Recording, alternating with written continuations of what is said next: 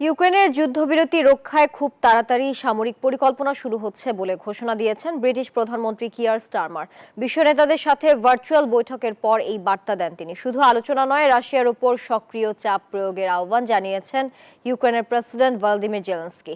এদিকে রাশিয়া জানিয়েছে আত্মসমর্পণ করলে প্রাণ ভিক্ষা পাবেন ইউক্রেনের সেনারা।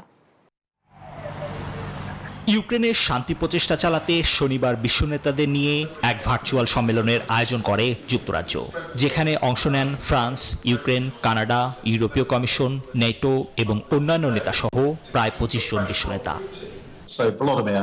ভার্চুয়ালি বৈঠকে ইউক্রেনের প্রেসিডেন্ট ভলোদিমির জেলেনস্কি যুদ্ধবন্ধে রাশিয়ার সাথে শুধু আলোচনাতেই সীমাবদ্ধ না থাকতে মিত্রদের প্রতি আহ্বান জানান। মস্কোর উপর সক্রিয় চাপ প্রয়োগ করা প্রয়োজন বলেও মন্তব্য করেন তিনি।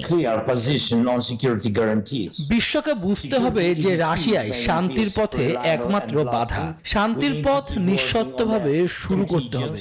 যদি তারা এটি না চায়, তাহলে শক্তিশালী চাপ প্রয়োগ করতে হবে। এই একটি ভাষাই বোঝে মস্কো। ভার্চুয়াল বৈঠকে যে কোনো মূল্যে ইউক্রেনের শান্তি চুক্তি রক্ষার জন্য নিজেদের প্রস্তুত থাকার আহ্বান জানান ব্রিটিশ প্রধানমন্ত্রী কিয়ার স্টারমার। বৈঠক শেষে তিনি বলেন, ইউক্রেন যুদ্ধবিরতি রক্ষার জন্য সামরিক পরিকল্পনা কার্যক্রম পর্যায়ে এগিয়ে যাচ্ছে।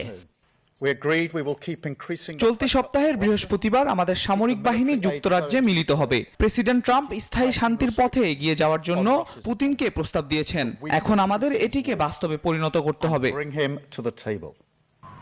এদিকে কুরস্কের পশ্চিমাঞ্চলে থাকা ইউক্রেনীয় সেনারা আত্মসমর্পণ করলে তারা প্রাণ ভিক্ষা পাবেন বলে জানিয়ে দিয়েছে রাশিয়া। শনিবার ইউক্রেনের কাছ থেকে কুরস্কের কিছু এলাকা পুনর্দখলের পর ফুটেজ প্রকাশ করেছে মস্কো। নিবির আমিন, নিউজ 24।